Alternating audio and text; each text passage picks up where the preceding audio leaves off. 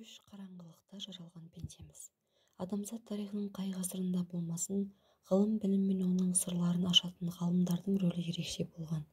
Ғылым-білімнің жеке адамның өміріне, қоғам тіршілігіне келтіретін пайдаларын санап тауыса алмаймыз. Қарапайым жұрт жүретін жол таппай тығырыққа тірелген жерде нағыз ғалымдар бой көрсетеді. Қазақтың тарихында да ғалымдар мен данышпандар талай рет шешуші рөл ойнағанын білеміз. Кейде бір ғалымның бір ауыз сөзі бір елдің бүкіл өміріне әсер етеді. Ал ғылымды біреулер теңізге, енді біреулер есепсіз мол қазынаға балайды. Әркім сол қазынадан санасының жеткен жеріне дейін үлесін, несібесін алады. Ал енді осы қазынаның қайнар бастауы қайда деген сұраққа мұсылман ғұламалары қасиетті Құран деп жауап берген. Заман өтіп, дәуірлер жылжыған сайын Құранның да жаңа сырлары ашылып, әр кезеңнің биіктегі көкжиегі болып қала береді. Орта ғасырдың ғалымдары талай рет бұл ақиқатты дәлелдеген. Тек қоғамдық пәндер ғана емес, математика, химия, медицина секілді жаратылыстану пәндері бойынша да талай ғылымның алғашқы сүрлеулерін мұсылман ғұламалары салып берген. Ол кездің ғалымдары ғылыммен айналысу ұлы құлшылық екенін жақсы білген.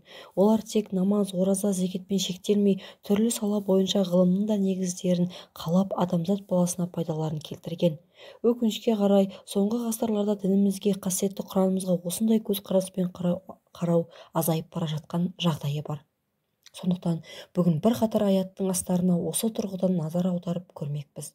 Құранның көптеген аяттары адамды ойлануға, ақыл жүгіртуге, Алланың бар және бір екеніне көз жеткізуге шақырады. Сол үшін кейде аспан әлемі, кейде хайуанаттар мен өсімдіктер, ал кейде адамның өзі дәлел ретінде келтіріледі. Адам қалай жаратылады, ана құрсағында қандай процестерден өтеді деген сауал ақылы бар адамдарды бір ойға салмай қоймасы анық. Бұл жайлы Құранда былай делінеді: сендерді аналарының құрсағында үш бірдей қараңғылық ішінде бірнеше жаратылыс кезеңдерін өткізіп барып жаратуда. Міне, мұның бәрін істейтін Раббыларың Алла. Күллі болмыстағы шексіз билік бір өзіңе ғана тән. Одан басқа Құдай жоқ. Олай болса қалай ғана ақиқаттан аттап сан түрлі сенімдерге барасыңдар? Зүмәр сүресі 6-шы аят. Байқасаңыз, осы аятта үш қараңғылық деген ұғым бар. 7-ші ғасырда айтылған осы ұғым бүгінгі ғылым ішінде жаңалық болып саналады. Ол кезде бүгінгі УЗИ секілді техника болған емес. Эмбриология деген ілім ол заманда атымен жоқ. Қарапайым көзбен мұндай нәзік операцияларды бақылай алмайтынымыз даусыз. Қазіргі ғылым мен техниканың заманында адам баласы жаратыларда осындай үш сатыдан, үш қараңғылықтан өтеді десек, көп адам таң қалуы мүмкін. Білетін мен білмейтіннің бір парқы сонда. Өзінің қалай жаратылғанын білетін адам айналасындағы өзге ақиқаттар жайлы да ойлана бастайды. Эмбриолог ғалымдардың айтуынша, бүгінгі биология адам баласының үш түрлі қараңғы жерден өтетінін дәлелдеп отыр. Олар қарынның қараңғылығы, құрсақтың қараңғылығы және плацент қабырғасының қараңғылығы. Бұл жерде алдымен айтылатын нәрсе жаратушы иеміздің жаратылып жатқан әрбір адамға деген шексіз мейірімі. Әрбір шарана осындай үш қабат қорғанның ішінде пайда болып өседі.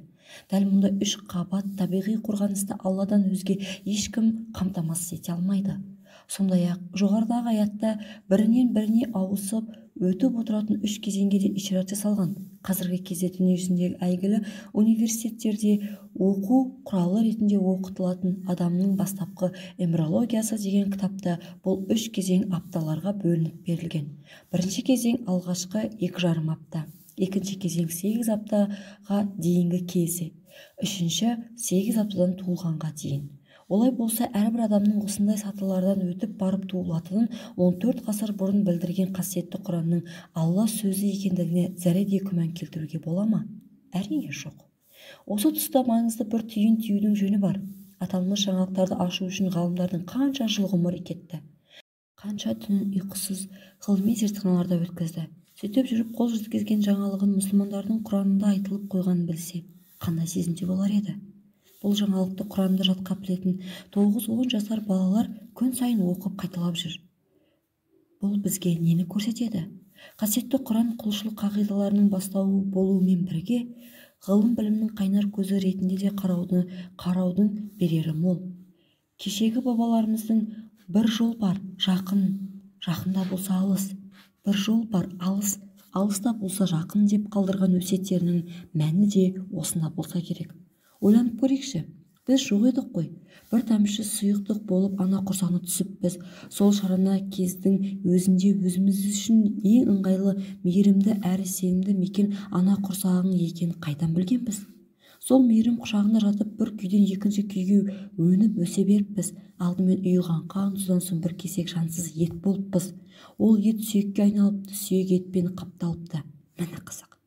Аз ғана уақыт ішінде осы бір болмашы бір жапырақ еттің құрамында мың сан тамырлар, жұдырықтай жүрек, қалқиған құлақ, жымиған көз, қысқасы жер бетінде жоқ небір ұлы фабрикалар орналаса бастапты. Сөйтіп небәрі 2,5 клеткадан тұратын көзге көрінбес зат біршама уақыттан соң жүрегі соғатын, құлағы еститін, өз бетінше ойлай алатын адам болып дүниеге келеді. Әрине бұлардың бірінде жасауға өз шамамыз келмейді. Ендеше бұларды біліп, өлшемдерін салып, шексіз құдіретпен жаратып тұрған мейірімді Алланың бар екені сөзсіз. Авторы Асылбек Әуесханұлы, оқыған Мұхтарбай Қырмызы.